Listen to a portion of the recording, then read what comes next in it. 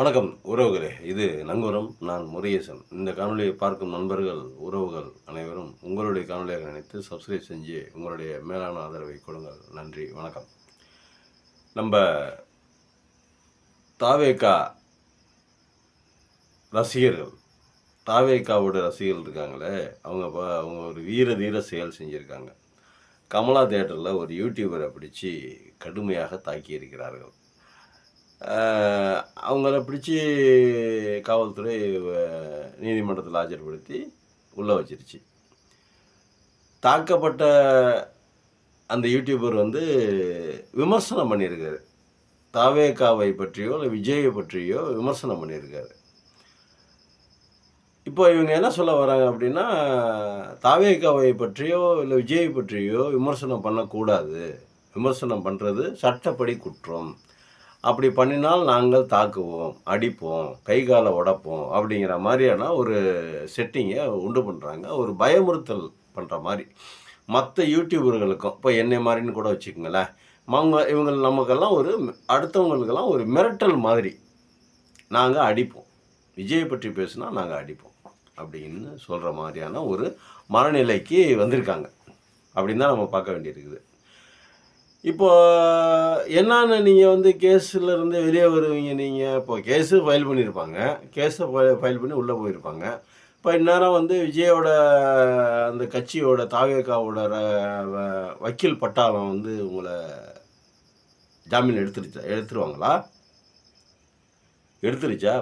ஒன்றும் இல்லைங்க. நம்ம கொந்தளிச்சு ஒருத்தர் கொந்தளிச்ச மக்களுக்காக ஒருத்தர் வர்றாருன்னா அவரை நீங்கள் முடக்க பார்க்குறீங்க அப்படின்னு கொந்தளிச்சா இருப்பாருங்க ஒரு வக்கீல். அவர் இப்போ ஜாமீனுக்கு நிற்பாரா? ஜாமீன் எடுத்துருவாரா? காசு இல்லாமல், செலவு இல்லாமல். யாருக்காக அடிச்சிங்க? தாவேகா அப்படிங்கிற கட்சிக்காக தானே அடிச்சிங்க.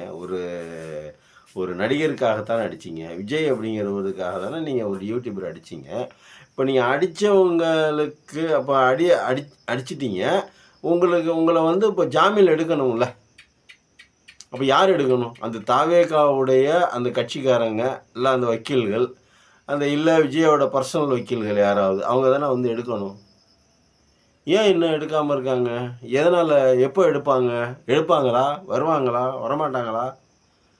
ஜாமீனில் எடுப்பாங்களா? எடுக்க மாட்டாங்களா? தெரியுமா உங்களுக்கு ஏதாவது?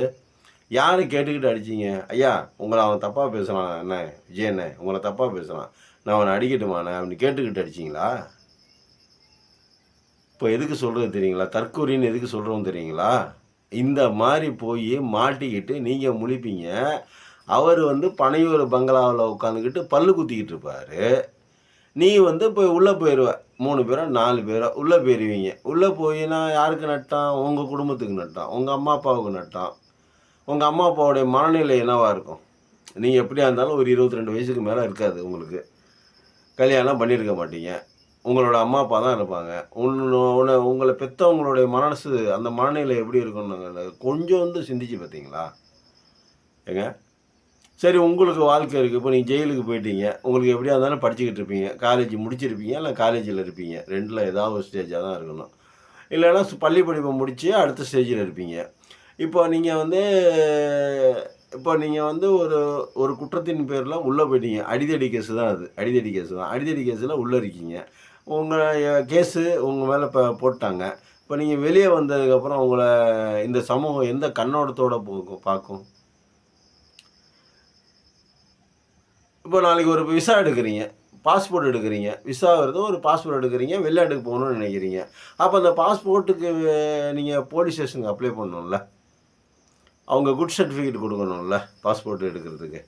எந்த கேஸும் இல்லை இவர் மேலே, இவர் ஒரு நல்லவர், சிறந்தவர், உத்தமர் அப்படின்னு போலீஸ்காரன் கேஸ் கொடுக்கணும்ல. அந்த கேஸ் நீங்கள் எப்படி நீங்கள் அந்த பாஸ்போர்ட் எடுக்க முடியும் உங்களால்? இப்போ துபாய்க்கு போகிறதுக்கு வாய்ப்பு வருது, ஒரு நல்ல ஆப்பர்ச்சுனிட்டி வருது, உங்கள் படிப்புக்கு ஒரு 1,00,000 ரூபா சம்பளம் தராங்கிறாங்க துபாயில். நீங்கள் போகணும், விசா கிடைக்கிறதுக்கு வாய்ப்பு இருக்குது. நீங்கள் பாஸ்போர்ட்டு எடுக்கணும். பாஸ்போர்ட்டை நீங்கள் எப்படி எடுப்பீங்க? நீங்கள் எந்த வழியில் எடுப்பீங்க? எந்த பேரை வச்சு எடுப்பீங்க? எப்படி தருவாங்க ஸ்டேஷனில்? உங்களுக்கு கிளியரன்ஸ் சர்டிஃபிகேட் எப்படி தருவாங்க ஸ்டேஷனில்? ஏடா, எதை பற்றியுமே யோசிக்க மாட்டீங்களாடா? நீங்கள் சொல்கிறது ஒன்று தந்தி மரத்தில் ஏறுறீங்க, இல்லை அடுத்தவங்க வீட்டு கூரையில் ஏறி கூரையை உடைக்கிறீங்க, எவனா வீடு கட்டி வச்சுருப்பான், அவன் வீட்டை போய் ஏறி மிதித்து எல்லாம் நாசப்படுத்துறீங்க.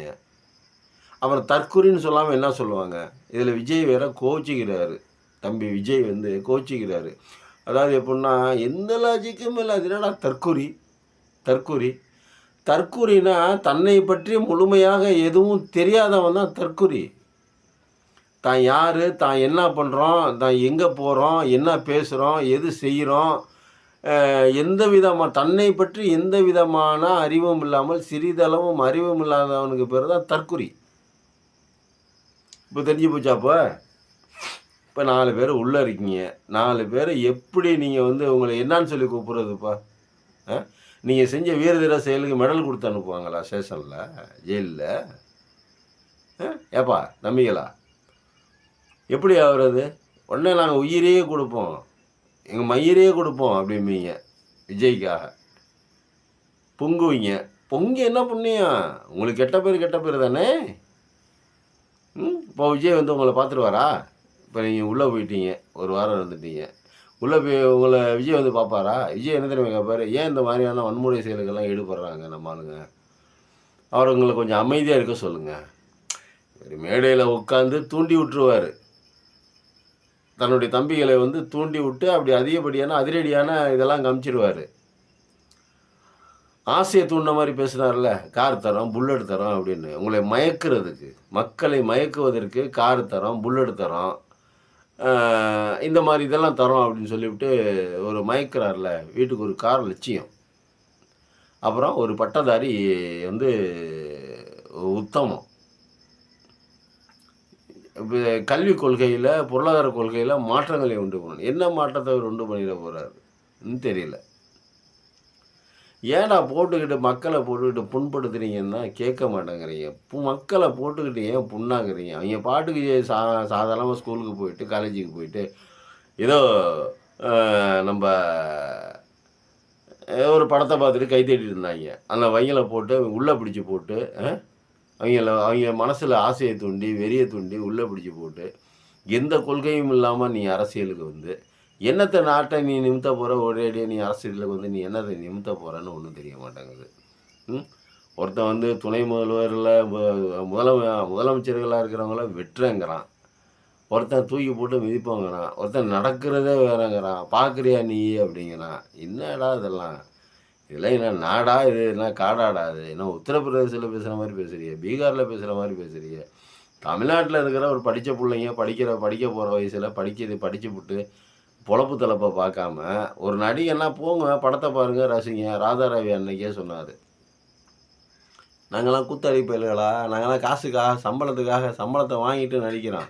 எங்களை பார்க்குறீங்களா, ரசிக்கிறீங்களா, கைத்தட்டுறீங்களா, போய்கிட்டே இருக்கணும். மற்றபடி பின்னாடியே வந்து அரசியலில் இறங்குறேன், ஆத்தாவில் இறங்குறேன் அப்படின்னு சொல்லிவிட்டு இறங்கி ஏதாவது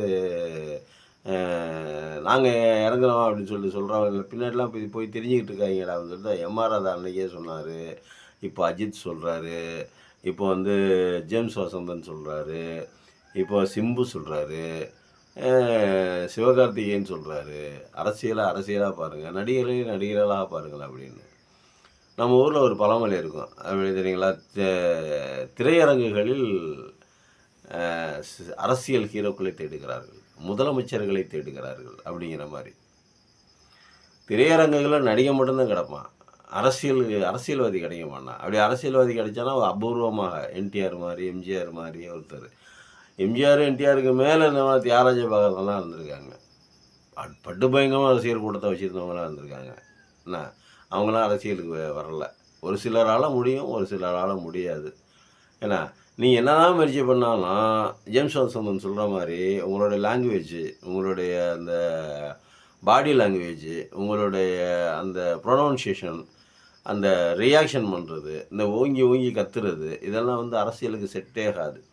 தன்னுடைய கருத்தை பதட்டப்படாமல் அமைதியாக மக்கள் மனதுக்கு கொண்டு சேர்க்கும்படியான விஷயங்களை சொல்கிறவனுக்கு பேர் தான் அரசியல்வாதி. நீ வந்து ஊங்குற குதிக்கிற ஒன்றுமே பண்ண முடியல. ரசிகர்கள் தான் உங்களால் பாதிக்கப்பட போகிறாங்க. உங்களால் எவ்வளோ பேர் இன்னும் பாதிக்கப்பட போகிறாங்கன்னு தெரியல. தம்பி விஜய் ஏற்கனவே 41 பேரை கொண்டு விட்ட, இப்போ 4 பேர்த்த ஜெயிலுக்கு அனுப்பிச்சிருக்க. இந்த 41 பேர் செத்தது கரூரில். ஆனால் அதுக்கு முன்னாடி நிறைய கூட்டங்களில் ஒருத்தன் 2 பேர் வந்துட்டு போனவன் வண்டியில் போனவன்லாம் அடிபட்டு செத்துருக்கிறான். நீ வந்து இது வரைக்கும் ஒரு ஒரு சின்ன நல்லது கூட செய்யல. இந்த ரசிகர்களுக்கோ, இந்த மக்களுக்கோ ஒரு ஒரு சின்னூண்டு ஒரு நல்லது செய்யல. ஆனா எல்லாரும் உன்னைய கொண்டாடுறாங்க. அது ஒரு பக்கம் இருக்கட்டும். ஆனா அந்த கொண்டாடுறவங்களுக்கு நீ என்ன நன்மை செஞ்சிருக்க அப்புட்ன்னா, 41 பேர கொன்றுக்க. அதுக்கப்புறம் நீ எத்தன பேர சாவடிச்சிருக்கன்னு புள்ளி விவரம் வரல. அன்னைக்கே நாமக்கல்ல எவனா செத்தானா இல்லையான்னு தெரியல. அதுக்கு முன்னாடி பார்த்தீங்கன்னாக்கா, முன்னாடி போட்ட மீட்டிங்லலாம் ஒருத்தன் 2 பேரு வண்டியில போயிட்டு வரவங்கலாம் செத்துருக்காய்ங்க. அப்போ நீ இந்த மண்ணுக்காக, இந்த மக்களுக்காக ஒரு ஒரு துரும்பை கூட கிள்ளி போடாத நிலையில, உங்களுக்காக எத்தனை பேர் உயிர குடுத்துருக்காங்க அப்படிங்கிறத எண்ணிப் பாரு. நமக்கு அரசியல் தேவையா? அரசியல் தேவையா? அப்படிங்கிறத யோசிச்சு பாரு. மக்கள புண்படுத்துறதுக்கு பேர் இல்ல அரசியல். மக்களை வாழ வைப்பதற்கு தான் பேரு அரசியல். 45, 40 பேத்துக்கு மேல நீ ஒரு மக்கள சாவடிச்சுட்டு, இவ்வளோ ரசிகர்கள துன்புறுத்திட்டு, நீ அடுத்த கட்சி மேல குறை சொல்ற. உன் கட்சியில நீ என்ன செய்ய போறங்கிறது ஒண்ணும் தெரியல. என்ன மண்ணு செய்ய போறங்கிறது ஒண்ணும் சொல்லல. ஆனா நான் என்ன சொல்ல போறேன், என்ன செய்ய போறேன் அப்படின்னு சொல்லிப்புட்டு அடுத்த கட்சிக்காரங்கள திட்டுற. அவைங்க செய்றது போல திட்டுற. அவைங்க செய்யறதுல 100ல 5% கூட உன்னால செய்ய முடியாது. செய்ய விடமாட்டாய்ங்க. நீ ஆட்சிக்கு வந்தாலும் செய்ய விடமாட்டாய்ங்க உன்னைய. அதெல்லாம் எதிர்த்து செய்றதுக்கு ஒரு தில்லு வேணும். ஒரு திராணி வேணும். அதெல்லாம் உன்கிட்ட இல்ல. நீ 41 பேர் செத்தோனே நீ போய் இங்க போய் கூவத்தூர்ல போய் ஒளிஞ்ச மாரி, நீ பனையூர்ல போய் ஒளிஞ்சுக்கிட்ட. நன்றி, வணக்கம்.